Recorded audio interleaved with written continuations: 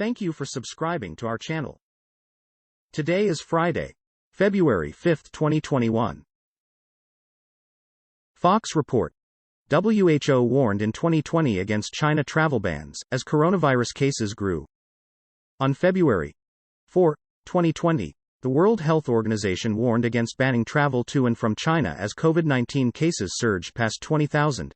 Nearly 1 year later, total global COVID-19 cases have nearly reached 105 million, and deaths have reached nearly 2.3 million, according to data from Johns Hopkins University.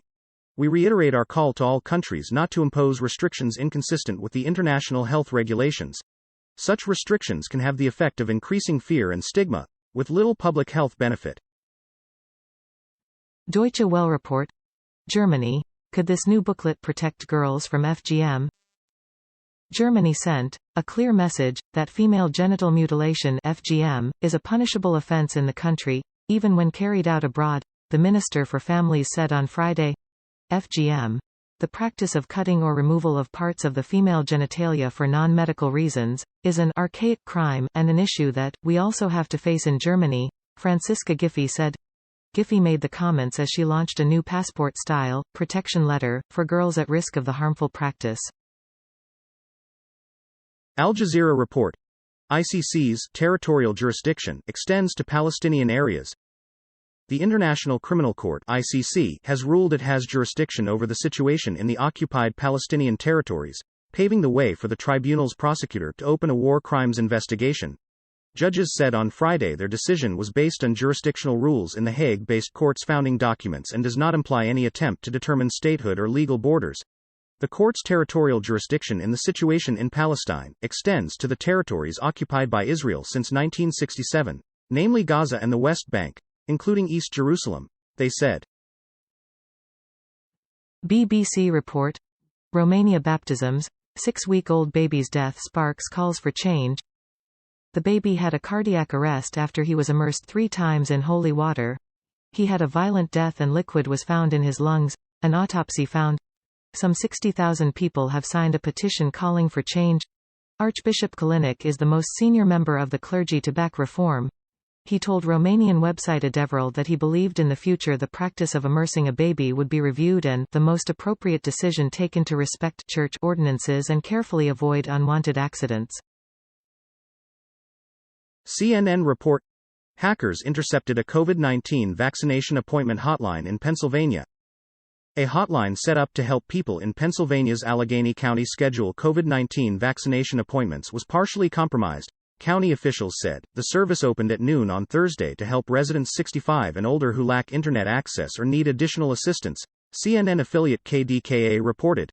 The county is home to Pittsburgh, the second most populous city in the state.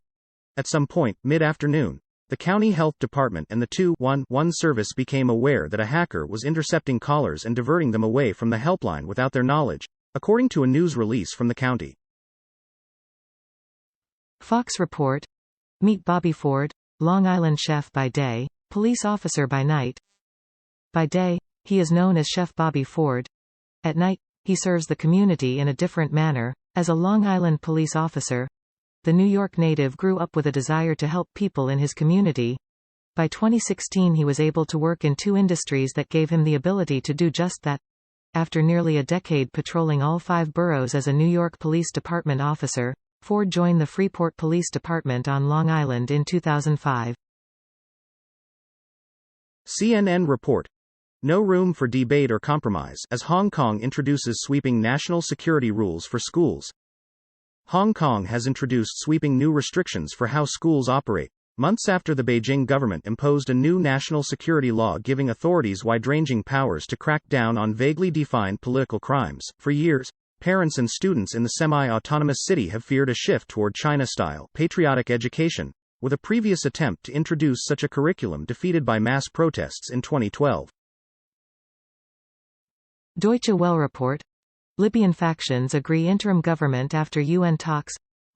Libya's rival administrations agreed on Friday to form an interim unity government after 5 days of talks in the Swiss city of Geneva. Delegates at the UN-backed meeting chose the officials who will steer the North African country through a crucial rebuilding phase after last year's ceasefire. Mohamed Yunus Menfi, a Libyan diplomat with a support base in the country's east, was chosen to head the three-person presidential council. Al Jazeera report. Jeffrey Epstein Victims Fund abruptly suspends payments. A fund set up to provide money to scores of women who say they were abused by financier Jeffrey Epstein when they were as young as 14 has abruptly suspended payouts over uncertain funding, an action the Virgin Islands Attorney General blamed Thursday on Epstein's estate as she moved to freeze its assets. The announcement by the Epstein Victims Compensation Program came through a release that attributed the suspension to uncertainty about the liquidity of estate assets needed to finance payouts. Deutsche Welle report. Syrian territorial aims to be voice for refugees in German Bundestag.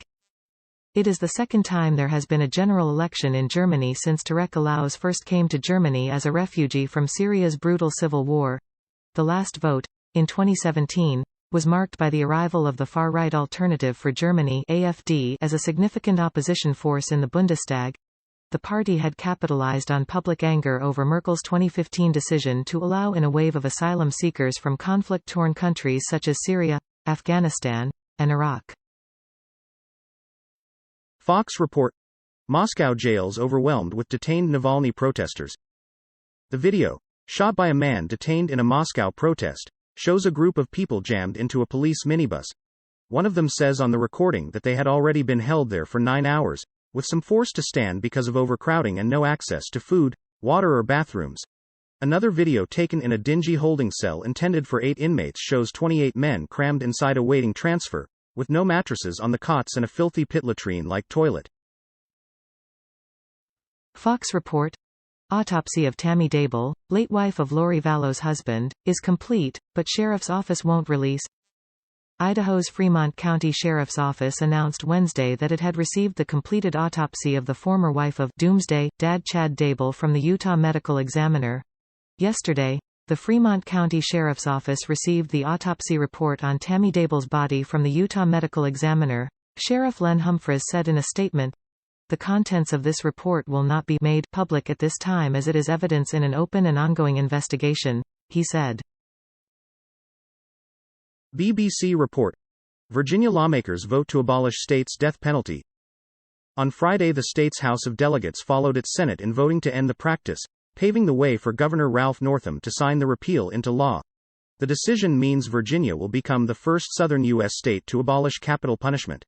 The move comes at a time of renewed debate across the U.S. about executions. Former President Donald Trump resumed them on a federal level last year after a 17-year hiatus. BBC report. Stuttgart camp. Woman, 95, accused of aiding Nazi mass murder. The woman, named in media as Irmgard F. and who lives in a care home in Pinburg near Hamburg, is charged in relation to more than 10,000 cases.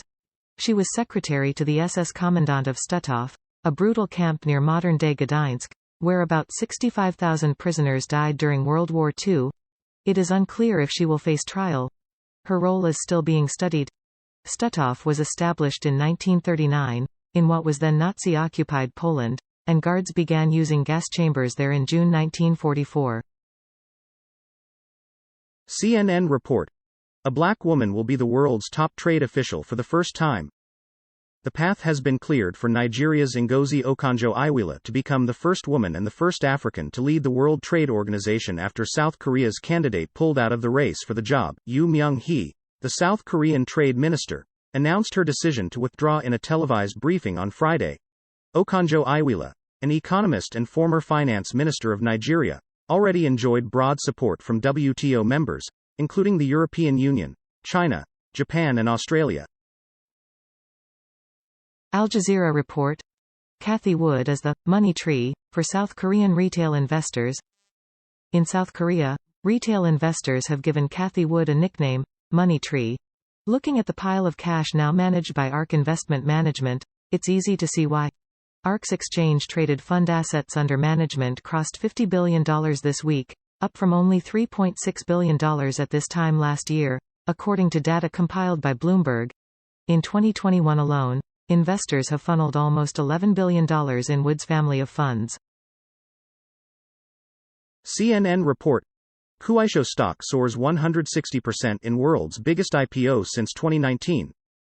Kuaishou stock skyrocketed in value Friday as the TikTok-like video app scored the world's biggest IPO since the coronavirus pandemic began. Shares closed at $300 $38.70 apiece, marking a 161% jump over the 115 Hong Kong dollars $14.80 the firm issued them at. It raised a total of 41.28 billion Hong Kong dollars $5.32 billion in the offering. If the company exercises an over-allotment option, the total raised could hit 47 billion Hong Kong dollars, almost $6.